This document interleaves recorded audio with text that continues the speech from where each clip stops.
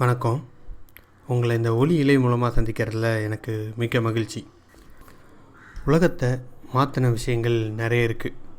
அப்படி உலகத்தை பெருமளவில் மாற்றின ஒரு விஷயத்தை பற்றி தான் இன்றைக்கி நம்ம இந்த ஒலி இலை பகுதி 1ல் பார்க்க போகிறோம். அது வேறு எதுவும் இல்லைங்க, ஓப்பன் சோர்ஸ் அப்படின்னு அழைக்கப்படுற கட்டற்ற மென்பொருள். கட்டற்ற மென்பொருள் இது உலகத்தை மிகப்பெரிய அளவில் மாற்றியிருக்கு. நீங்களும் நானும் சாஃப்ட்வேர் யூஸ் பண்ணுற விதத்தை, எப்படி இணையத்தை அக்சஸ் பண்ணுறோன்ற விதத்தை எல்லாத்தையுமே மிகப்பெரிய லெவலில் மாற்றினது இந்த கட்டற்ற மென்பொருள். இந்த கட்டற்ற மென்பொருள், அதாவது ஓப்பன் சோர்ஸ் சாஃப்ட்வேர் அப்படின்ட்டு நம்ம சொன்னாலே அப்படின்னா என்ன அப்படின்னு நிறைய பேர்கிட்ட கேட்டோம் அப்படின்னா எல்லோரும் அது ஃப்ரீ சாஃப்ட்வேர் அப்படின்ட்டு நிறைய பேர் சொல்லுவாங்க.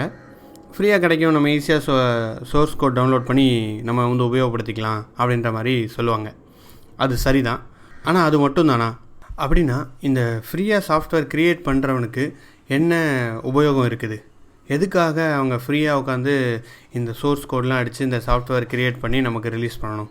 அவங்களுக்கு என்ன பெனிஃபிட் இருக்குது அப்படின்றத நம்ம யோசிக்கணும்.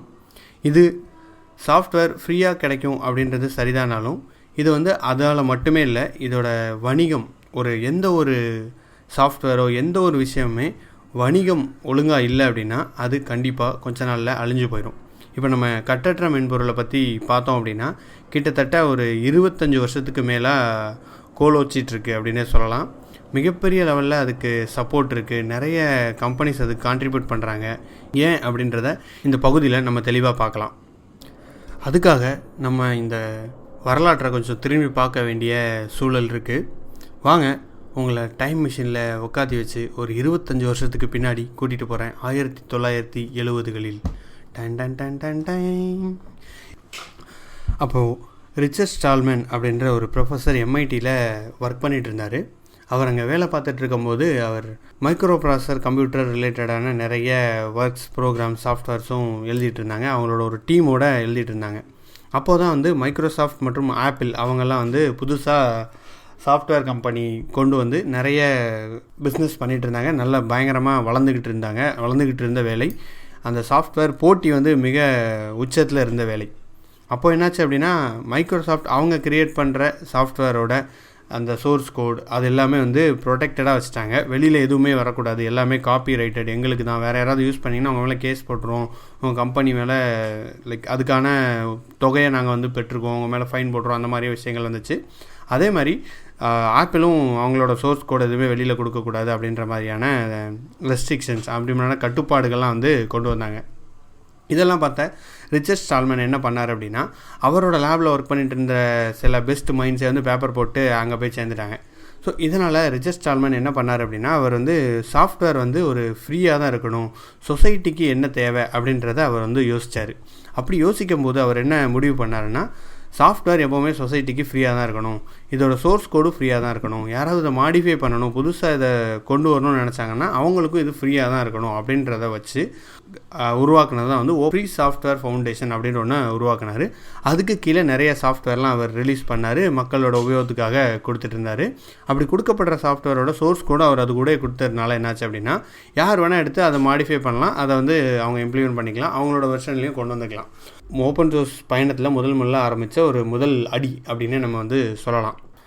அதுக்கப்புறம் பிற்காலத்தில் இந்த ஃப்ரீ சாஃப்ட்வேர் ஃபவுண்டேஷன் அப்படின்றது ஓப்பன் சோர்ஸ் இனிஷியேட்டிவாக மாறிச்சு. நிறைய சாஃப்ட்வேர்கள், அதுக்கப்புறம் டூல்ஸ் எல்லாமே இதில் இம்ப்ளிமெண்ட் ஆக ஆரம்பிச்சது.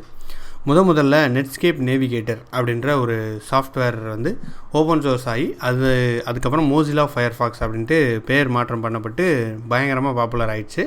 அது முதல்ல கிரியேட் பண்ணப்பட்ட ஓப்பன் சோர்ஸ் ப்ரௌசர். இப்போவும் கூட அது ஒரு மிகச்சிறந்த ப்ரௌசராக தான் இருந்துகிட்ருக்கு. நிறைய பேர் அதை உபயோகப்படுத்திகிட்டு இருக்காங்க இணைய வெளியில். இதுபோல் நிறைய மென்பொருட்கள், அதாவது சாஃப்ட்வேர்ஸ் வர ஆரம்பிச்சது. மிகப்பெரிய அளவில் வந்தது லினக்ஸ் அப்படின்னு சொல்லலாம். இன்னமும் நிறைய இதில் நம்ம லினக்ஸ் யூஸ் பண்ணிகிட்ருக்கோம். அதோட பயன்பாடு மிகப்பெரிய அளவில் ஒரு மாற்றத்தையே கொண்டு வந்தது அப்படின்னு நம்ம சொல்லலாம்.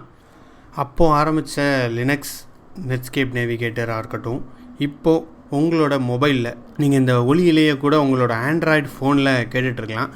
அந்த ஆண்ட்ராய்டு கூட ஓப்பன் சோர்ஸ் தான். அப்படி இல்லை, நீங்கள் கூகுள் க்ரோமில் இந்த ஒலியிலேயே கேட்டுட்ருக்கீங்க அப்படின்னா அதுவும் கூட ஓப்பன் சோர்ஸ் தாங்க. ஓப்பன் சோர்ஸ் நம்மளோட வாழ்க்கையில் நிக்கமர நிறைஞ்சிருக்கு. எங்கேயும் எதிலும் ஓப்பன் சோர்ஸாக தான் இருக்குது.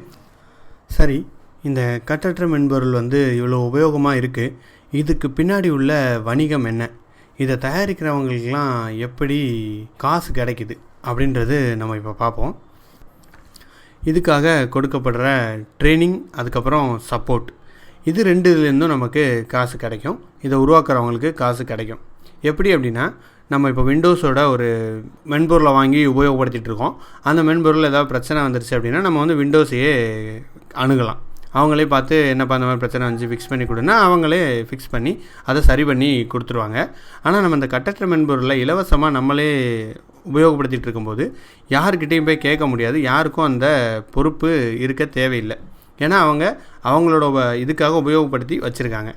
இந்த மாதிரியான நிலைமை வரும்போது நம்ம என்ன பண்ணணும் அப்படின்னா, சப்போர்ட்டுக்காக சில கம்பெனிஸ் இருக்காங்க. அவங்கக்கிட்ட நம்ம சப்போர்ட் வாங்கிக்கலாம். அவங்க இந்த இதுக்கான ட்ரைனிங் கொடுப்பாங்க. அதுக்கப்புறம் இது சம்மந்தமாக அவங்களுக்கு ஏதாவது இஷ்யூஸ் வந்துச்சுன்னா அவங்க சப்போர்ட் பண்ணி இதை ஃபிக்ஸ் பண்ணி கொடுப்பாங்க.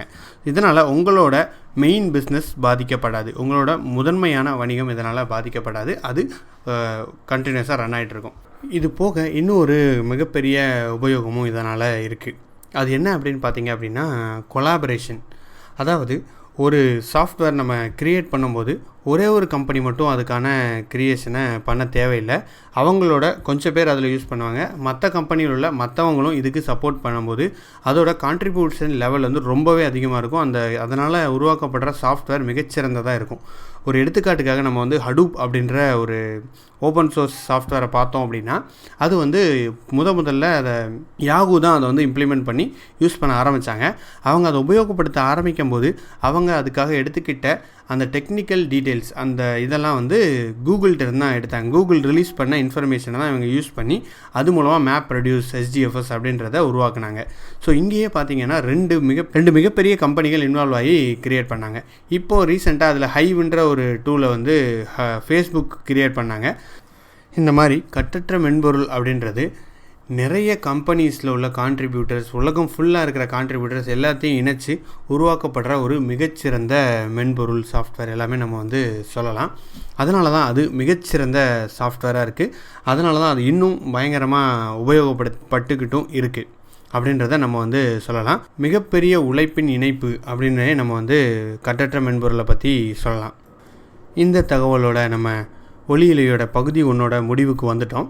இந்த ஒலியிலே உங்களுக்கு உபயோகமாக இருந்திருக்கும் அப்படின்ட்டு நம்புகிறேன். இதில் சொல்லப்பட்ட கருத்துக்கள் உங்களுக்கு பிடித்திருந்தது அப்படின்னா நீங்கள் எனக்கு மின்னஞ்சல் மூலமாக தொடர்பு கொள்ளலாம். என்னுடைய மின்னஞ்சல் arumugam@gmail.com, arumugam@gmail.com. இதுதான் என்னோட மின்னஞ்சல் முகவரி.